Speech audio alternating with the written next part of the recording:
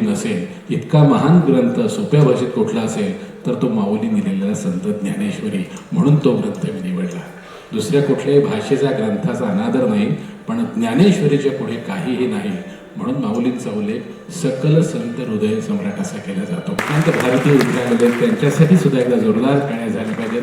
त्यांचंही मनापासून अभंगवारीमध्ये स्वागत करतो. खूप आनंद झाला. साधारणपणे कुठल्याही क्षेत्रामध्ये बंडखोरी ही होतच असते. अर्थात आपल्याला बंडखोरी म्हटलं की ना मारामारीच डोळ्यासमोर येते, खळखटकच आपल्या डोळ्यासमोर येतात. तो बंडखोरी म्हणजे मारामारी नाही. जेव्हा विचारांची बंडखोरी असते तेव्हा समाजामध्ये काहीतरी चांगलं घडतं, समाज एक पाऊल पुढे जातो, समाज एक पायरी वरती येतो, आणि त्यासाठी कोणीतरी झीज सोसावी लागते.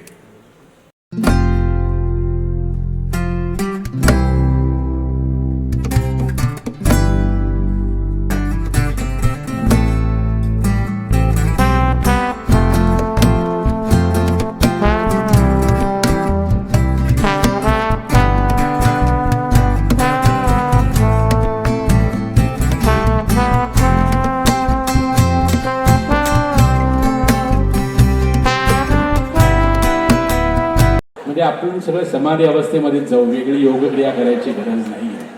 प्रत्येकाची आनंदाची कल्पना वेगळी. आमच्या जगद्गुरु तुकोबारायांची आनंदाची कल्पना ही वेगळी आहे. विठ्ठलमय होणे याच्या पलीकडे त्यांना दुसरा कुठलाही आनंद नाही. विठ्ठलमय झाल्यावर आईलं तीर काय आणि पहिलं तीर काय, मुळात तीरच शिल्लक राहत नाही, कारण ते विठ्ठलमय झालेले आहेत. म्हणून त्या कदाचित भावनेतून एक काय म्हणूया आपण अभंग झाला असेल. आनंदाच्या कोटी दीप्ती आपल्यासमोर सादर करते, आणि अगदी 2 वाक्यात सांगतो. दरवर्षी राहुलचा एक प्रयत्न असतो की अभंगवारीमध्ये काहीतरी नवीन आपण केलं पाहिजे, म्हणून हा जो अभंग आहे आनंदाच्या कोटी, ही चाल राहुलची आहे. अभंग खूप जुना आहे, अभंग 400 वर्ष जुना आहे, पण त्याचं जेव्हा गाणं झालं किंवा गाणं होतं आहे ते राहुलच्या संगीत दिग्दर्शनामुळे, आणि मूळ स्वर सुद्धा दीप्तीचाच आहे. जुना अभंग शब्द रूपात पण संगीत रूपात तुमच्यासमोर पहिल्यांदा सादर होतो. आनंदाच्या कोटी.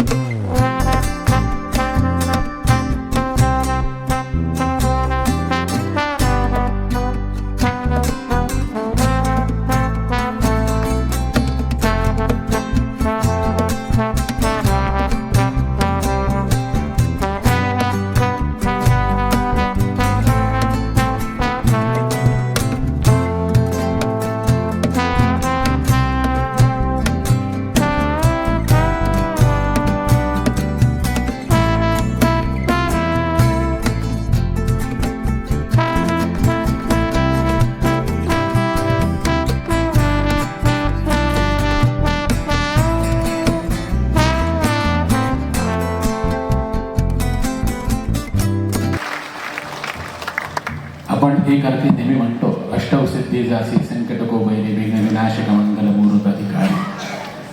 अष्टौ सिद्धी आपल्याकडे ज्या 8 सिद्धी आहेत, म्हणजे अणिमा, महिमा, गरिमा, लखिमा. योग साधनेच्या एका विशिष्ट टप्प्यावर आपण जेव्हा पोहोचतो तेव्हा या 8 सिद्धी आपल्याला प्राप्त होतात. आपण काही त्या योग्यतेचे आत्ता नाही, पण पुलंनी एका ठिकाणी असं लिहिलंय की आपण मराठी माणसं इतकी भाग्यवान आहोत की आयुष्यात एकही सूर्यनमस्कार घातला नसेल, एकदाही प्राणायाम केलं नसेल, किंवा एकदाही काहीतरी साधनेला आपण बसले नसो, तरी आपल्याला 9वी सिद्धी प्राप्त झाली. ती सिद्धी म्हणजे गदिमा.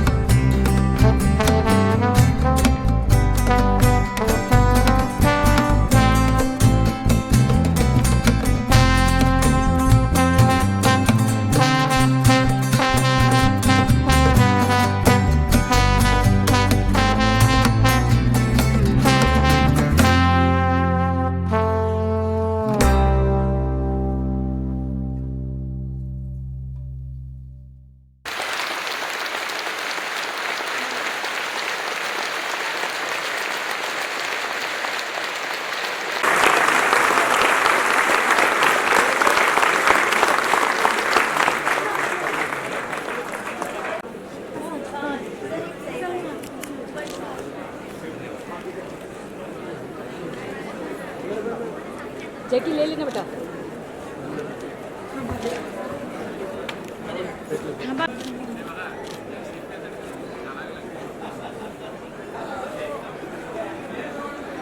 पनवेलला कधी राहून जाणार.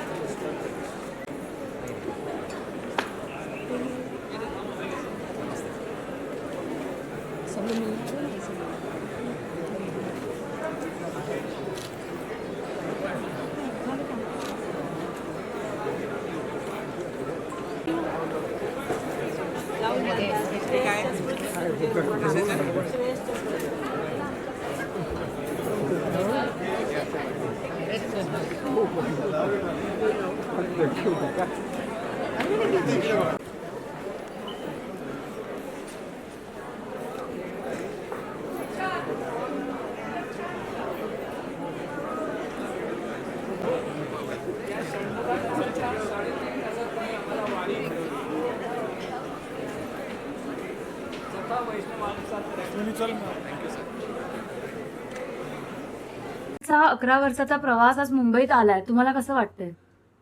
मला सगळ्याच ऑडियन्स माझा स्पेशल असतो. सगळेच श्रोते अतिशय मनापासून प्रेमाने येतात. पण दोन अशी ठिकाणं आहेत जिकडे कस लागतो खऱ्या अर्थाने, ती म्हणजे पुणे आणि दुसरं म्हणजे मुंबई. आणि आजचा शो पूर्णपणे हाऊसफुल झाला आहे, सोल्ड आऊट झाला आहे. तर रसिकांचं एवढं भरभरून प्रेम मिळतं, त्यांच्यासमोर पूर्ण रित व्हायला अतिशय मनापासून आनंद होतो. अभंगवारी म्हटलं की राहुल देशपांडे आणि त्यांची अभंगवारी आठवते. ही जबाबदारी तुम्हाला कशी वाटते? म्हणजे किती मला असं वाटतं की जे काही मी करतो,